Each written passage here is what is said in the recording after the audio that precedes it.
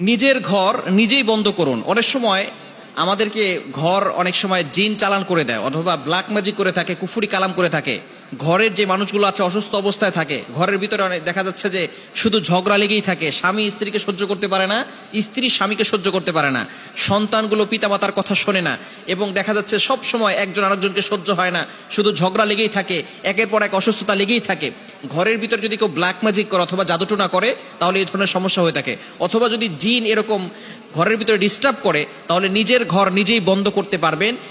কোনো বাবার কাছে যেতে হবে না এবং কোনো হাজিরা দিতে যেতে হবে না। অনেক সময় আমরা হাজিরা দিতে যাই যে আমাকে একটু হাজিরা করে দেখেন যে আমার এখানে কোনো কিছু ঠিক আছে কিনা।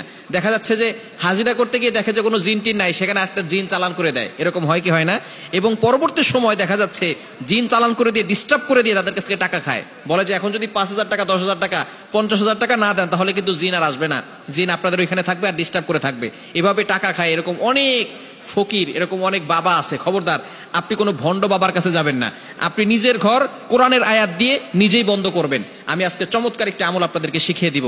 কোরআনের ভিতরে সব কিছু রয়েছে। আল্লাহ তাআলা পবিত্র কোরআনুল কারীমের ভিতরে নিজেই বলে দিয়েছেন। 15 নম্বর পারার 9 নম্বর পৃষ্ঠার 2 নম্বর লাইন, সূরা বানী ইসরাঈলের 82 নম্বর আয়াতে আল্লাহ তাআলা বলছেন, ওয়া নুনাজ্জিলু মিনাল কুরআন মা হুয়া শিফাউ ওয়া রাহমাতুল লিল মুমিনিন। আল্লাহ তাআলা মুমিনদের জন্য কোরআনটাকে রহমত স্বরূপ, শেফা স্বরূপ নাজিল করে দিয়েছে। অনেক সময় আমাদের ঘরের ভিতরে এভাবে ব্ল্যাক ম্যাজিক করা হয়। যদি কেউ ব্ল্যাক ম্যাজিক করে তাহলে আপনি এই ধরনের কাজ করতে পারবেন। নিজের ঘর নিজে বন্ধ করবেন। কিভাবে করবেন? প্রথমে আপনি ওযু করবেন, ওযু অবস্থায় পবিত্র হবেন। ওযু করে এরপরে আপনি 4টি পেরেক নেবেন, লোহার যে পেরেকগুলো আছে 4টি লোহার পেরেক নেবেন। প্রথমে আপনি ওযু করবেন। ওযু করে আপনি একবার আয়াতুল কুরসি, একবার সূরা ফাতিহা, একবার সূরা ইখলাস, সূরা ফালাক, সূরা নাস। কি বললাম? একবার আয়াতুল কুরসি, একবার সূরা ফাতিহা, একবার সূরা ইখলাস, একবার ফালাক, একবার নাস। এগুলো পড়ে বুকে ফু দিবেন এবং হাতে ফু দিয়ে পুরো শরীরকে মাসাজ করে দিবেন। এরপরে আপনি সূরা বাকারার প্রথম 10টি আয়াত তেলাওয়াত করবেন। সূরা বাকারার প্রথম 10টি আয়াত তেলাওয়াত করবেন।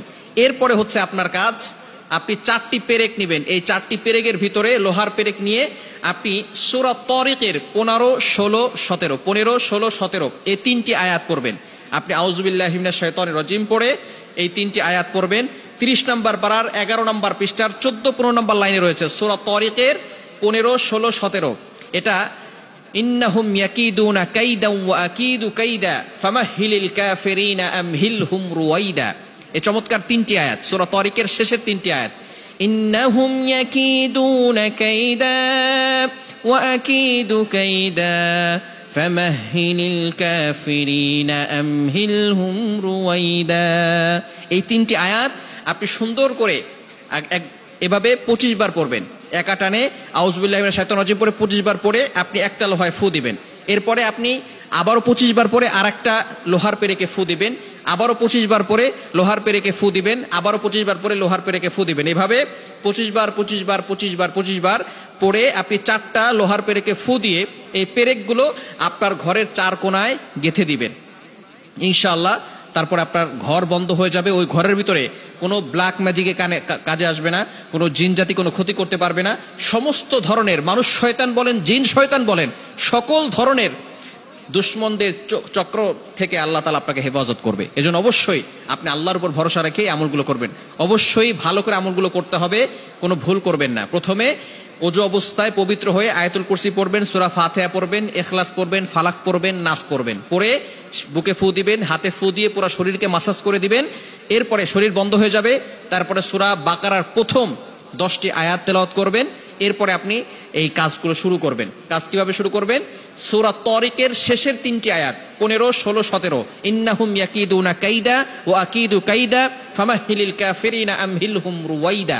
এই 3টি আয়াত 25 বার পরে একটা লোহার পেরেকে ফু দিবেন। আবারও 25 বার পরে আরেকটি লোহার পেরেকে ফু দিবেন। এভাবে 4টি লোহার পেরেকে 25 বার করে ফু দিয়ে লোহার পেরেকগুলো আপনার বাসার 4 কোণায় গেঁথে দিবেন ইনশাআল্লাহ। আল্লাহ পাক রব্বুল আলামিন আপনার ঘরটাকে হেফাজত রাখবেন। এবং ঘরের ভিতরে সূরা বাকারার রেকর্ডিং চালু করে রাখবেন। ঘরের ভিতরে কোরআন তেলাওয়াত করবেন এবং ঘরের ভিতরে কোনো মূর্তির ছবি রাখবেন না, কোনো ছবি টানিয়ে রাখবেন না। ঘরের ভিতরে হারাম কাজ বেশি করবেন না। আল্লাহ পাক রব্বুল আলামিন সকল ধরনের ব্ল্যাক ম্যাজিক থেকে আপনাকে হেফাজত করবেন। আল্লাহ তাআলা আমাদের সকলকে এই আমলটি বুঝে করার তৌফিক দান করেন।